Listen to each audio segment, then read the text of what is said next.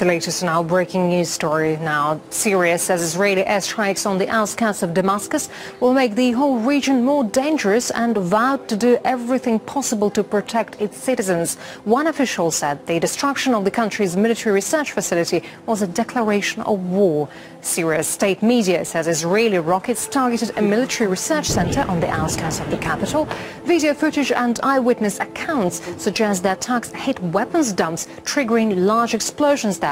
Syria says a number of people were killed and wounded amid widespread destruction. Israel is preparing at least for something on the ground. If not preparing, it's at least worried about any kind of retaliation. At the opening of the weekly cabinet meeting this morning, the Prime Minister Netanyahu said nothing about the strikes, but he did reiterate that he was committed to the security of Israel.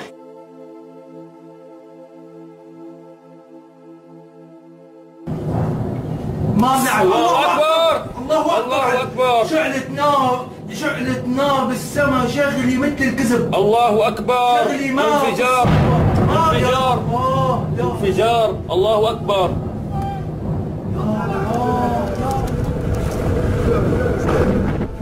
انفجار قوي الله أكبر خميس الله أكبر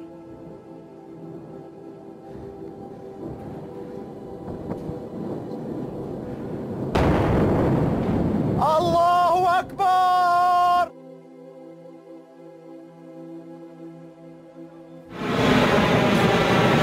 1,500 paratroopers dropped out of the night sky from an altitude of just 800 feet, bringing with them nearly 190,000 pounds of equipment.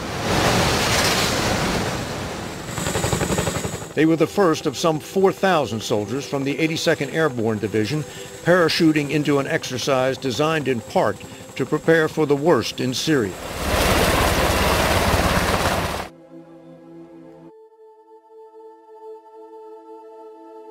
CBS News has learned that the Pentagon is making the initial preparations for a cruise missile attack on Syrian government forces. We say initial preparations because such an attack won't happen unless and until the president gives the green light.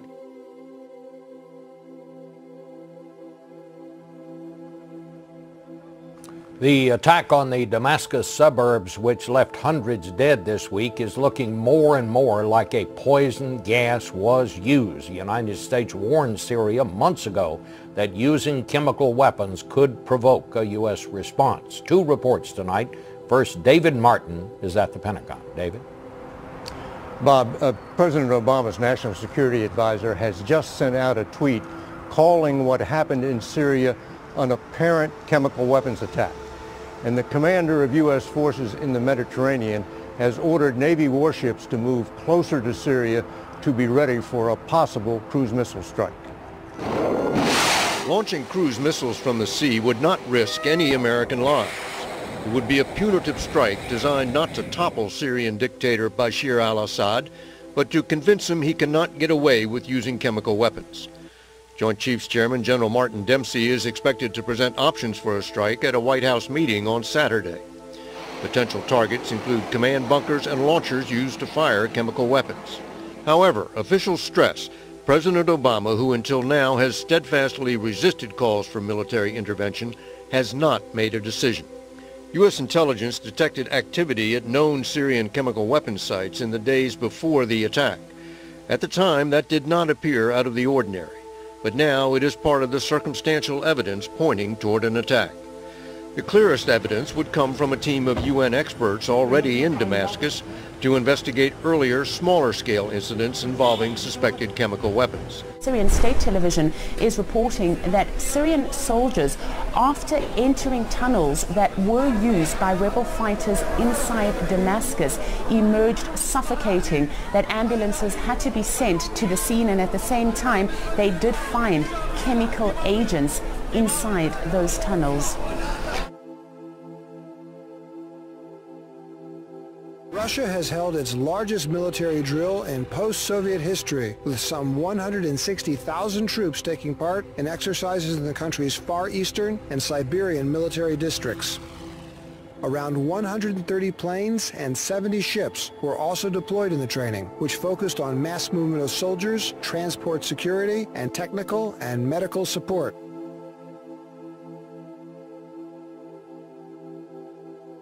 The United States is putting an awful lot of attention on the Israeli-Palestinian peace talks, which just got started. And that's important. It's very important. The Palestinians and the Israelis deserve security. They deserve to be able to live in freedom and justice and in cooperation with each other. However, one of the questions is the United States investing too much time in that process where there are very few people who think that a deal can be struck in the next 9 months? Whereas the number one issue in the Middle East is how close Iran is to building nuclear weapons and how close Israel may be to launching a preemptive military strike. Even the chairman of the Joint Chiefs, General Dempsey, is in Israel today because of these rumors that Netanyahu is getting close to launching such strikes. What is the end goal for all of this regional destabilization? What's the main aim here, just briefly, from your point of view? The door is open for an attack on Iran, and that is the precursor to World War III as we know it. It's not something anybody really wants to see, but it seems to me the talk out of Washington and London is that they're looking in that direction.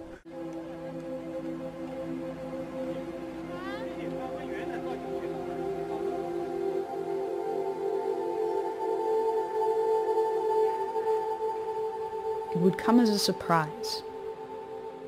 The secure communication system transmitting to the Ohio-class U.S. submarine fleet would be the first to receive the command. Patrolling both the Atlantic and Pacific Oceans, they are undetected.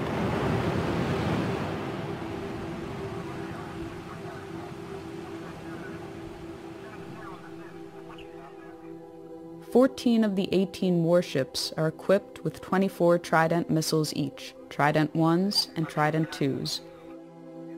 The remaining 4 are armed with 154 Tomahawk cruise missiles, which can be outfitted with nuclear warheads.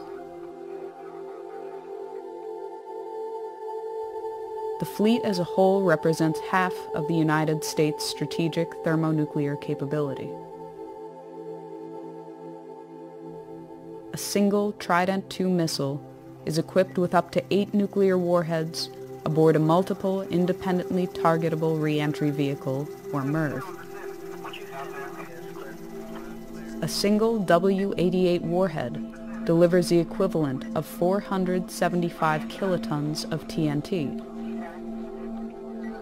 In the case of a full deployment, the United States could unleash over 400 such missiles with between 6 and 8 warheads each.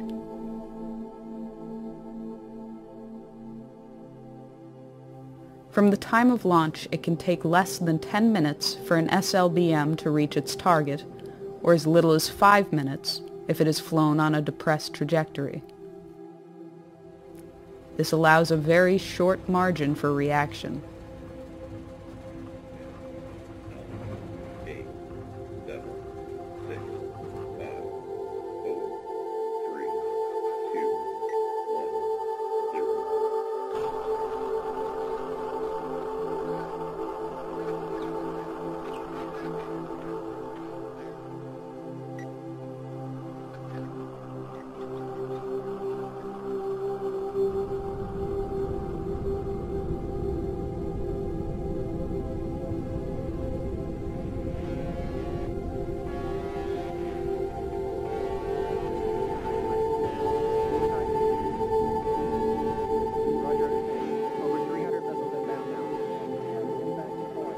Early warning radar systems in Russia, China, and elsewhere immediately detect the missile plume.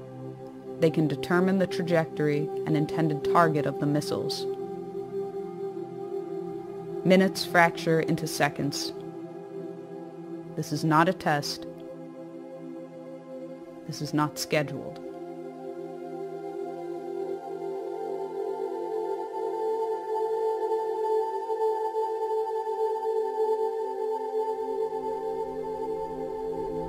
Russian nuclear command and control systems, carried over from the Soviet era, leave little time to opt out or delay a full-fledged response.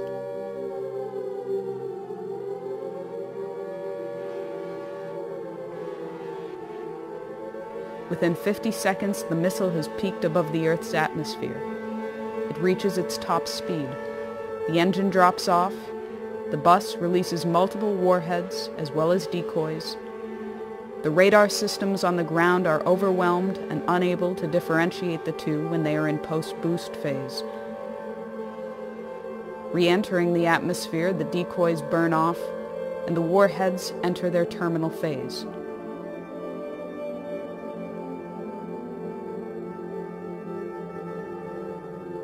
It will be less than 180 seconds before they touch down.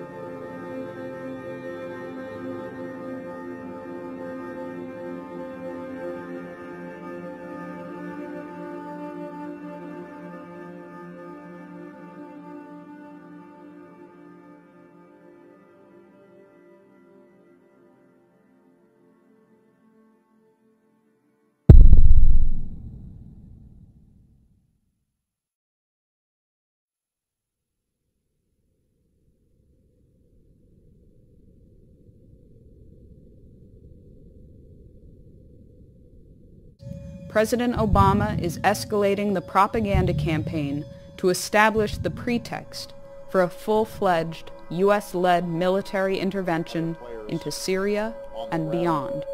That a red line for us is we start seeing a whole bunch of chemical weapons moving around or being utilized. That would change my calculus. That would change my equation. If world war were the intention, a Middle East attack would immediately engage the world powers of Russia and China. Inevitably, the United States would employ the greatest assets of its nuclear arsenal. The American people will soon go to the polls to decide the next President of the United States. Recent estimates and reports indicate that the United States military, in particular the U.S. naval capability, will be at its peak deployment capacity in the coming months before elements are retired, phased out, or cut from the budget.